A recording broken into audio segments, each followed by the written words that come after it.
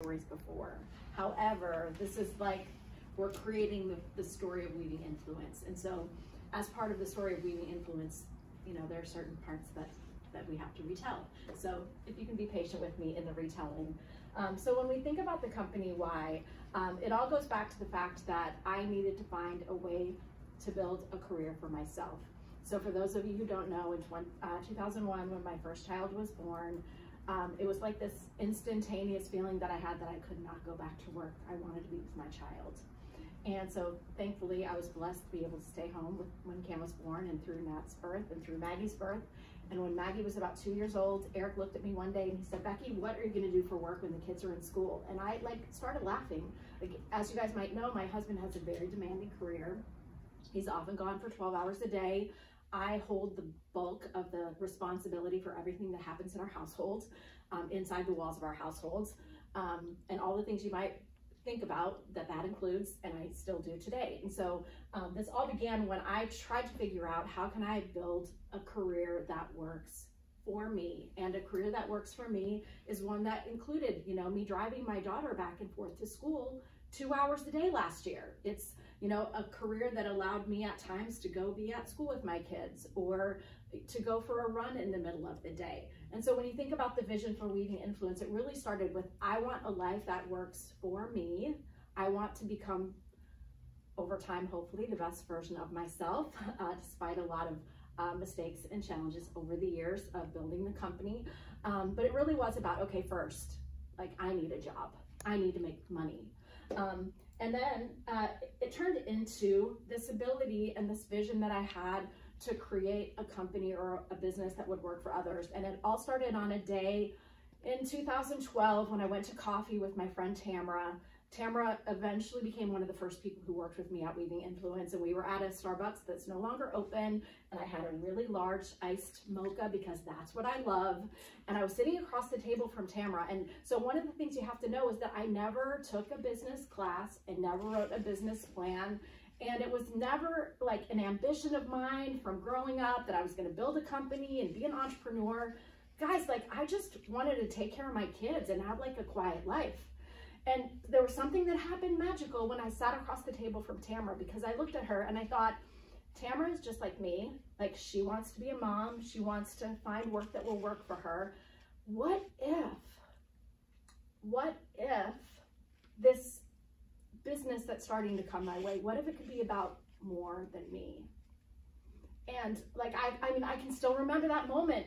The mocha was cold in my hand, and Tamara was there, you know, so close that I could touch her, and I could feel the way that if I chose to do something a little bit scary, a little bit challenging, that it could be about bigger than me. And forgive me, I'm going to be a little bit cheesy, because in my life, you guys know that faith is a big part of it. And so for me, it was about, like, what if, like, I could be blessed in a certain way so that I could be a blessing to others? Like, what if I could choose, as these opportunities are coming my way, to create opportunities for others, and what would that be like? So that was really the beginning. It was beginning with, I needed a career that would work for me, and then it was turning into, what if I could create opportunities for others? So I want to talk a little bit about creating opportunities for others and how that works, and why it matters so much to me. So I wanted to build my company so people like Jamie could travel and enjoy working from other places from time to time. This is a picture from when Jamie was in Colombia last month, right? Mm-hmm. Is that the first one? Yeah. I also wanted to create my company for people like Allison. God, she's so cute. Choose to invest in their children in ways that would be meaningful to them and still do great work that matters. So I wanted to choose to create a company for people like Carrie. And for those of you who don't know Carrie's journey, I met Carrie on Twitter early one morning when I would always go on Twitter every morning and I would say, "Good morning, who's awake?"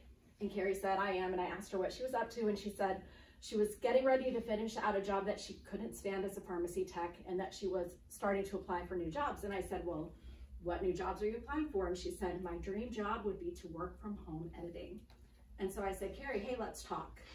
And that led to a Skype call. It led to Carrie being one of the early contractors in the company. And Carrie has been here for 12 years off and on in all ways that worked for her and her family, as it grew to include 5 adopted children. So that is a reason that I chose to build this company. I chose to build a company for folks like Wendy, who can be with Easy at home. And, you know, it's not just about people with their kids. It's about anything in life that lights you up and being able to choose to be there for those moments. Those are a few, and I originally was thinking that I would like name every single person and have a photo of every single person, but please know that I used a few highlights, but nothing is like more fulfilling than seeing the way that having this job makes a difference in your life to help you be the person that you want to choose to be.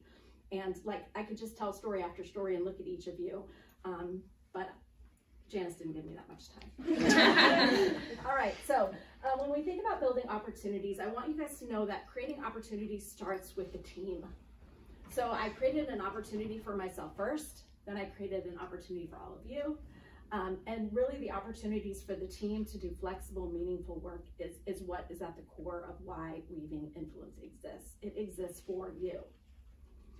So the second would be that we create opportunities for our clients. So we serve amazing people with amazing messages. And so part of what we want to do is to be able to create opportunities for them to expand the reach of their work in meaningful ways, to reach their most important goals, and to have the lives that they want to have to thrive in the world. Beyond that, I always think about creating opportunities for like the wider world. And so lately with our new core values, you've heard me talk a lot about the fact that we want to build inclusive community. And the community is not only about the community here as a team, it's the community that we're building with our clients as they connect with each other and network. I don't know if you've heard some of the stories of our new third Friday gathering, and then our clients meeting in person, like Janice and Nanette, and going for walks, and really our clients becoming this supportive community for each other.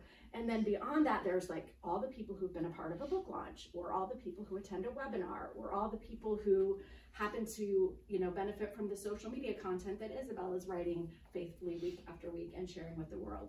And so we want to create opportunities for ourselves, for our team, for our clients, and for that larger, wider community. I think that those slides are not supposed to be there, so I think that's all the slides you can like probably, oh, well, yeah, I already said all this stuff. But to recap, keep up, please. So just a couple things that I want to talk about. So one of the things that I think about when I think about like, why do we do what we do? Why do we do it the way that we do it? We each have unique strengths and gifts. And a bias I have, or like a belief I have, is that we have to be good stewards of the gifts that we have. So like, if you can do something, like, why not? And so going back to the idea of generosity, like if you can give, you should give as much as you can. Like if you have a strength, you should contribute it as wholeheartedly as you can. And so part of what I really want us to do as a company is to be people who would bring the best of who we are to others. You know, I want to bring the best of who I am to all of you.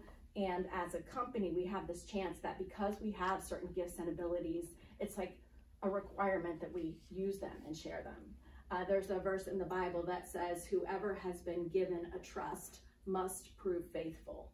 So I think like I've been given this incredible trust of resources, of energy, of talent, of people, and I have to be faithful to show up with that in a consistent way over time.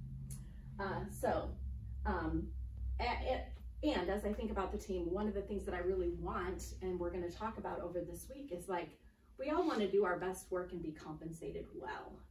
And, you know, like, let's not pretend that we don't come to work for a paycheck. And so how do we work well in a way that we all do better? And it's not about, it has never, ever been about me becoming wealthy. It is really about the abundance that we can share in together. Yeah, so clients, I think I pretty much covered all of this together. One of the things though about our clients is when I think about our clients, this is again back to this idea of what we've been entrusted with. So over the past 12 years, we as a company and as individuals have developed this deep expertise about book marketing. And we've also developed empathy to really understand what our clients are going through at any point in time. And so part of creating opportunities for our clients is to bring that expertise to them, to provide whatever we know to them in a way that helps them kind of eliminate mistakes or you know, all the kind of fits and starts along the way. And we can do that in a way that shows that we deeply care for them. So that was there for a reason. And one of the magical things is, as we do this, our clients become the best advocates for our work.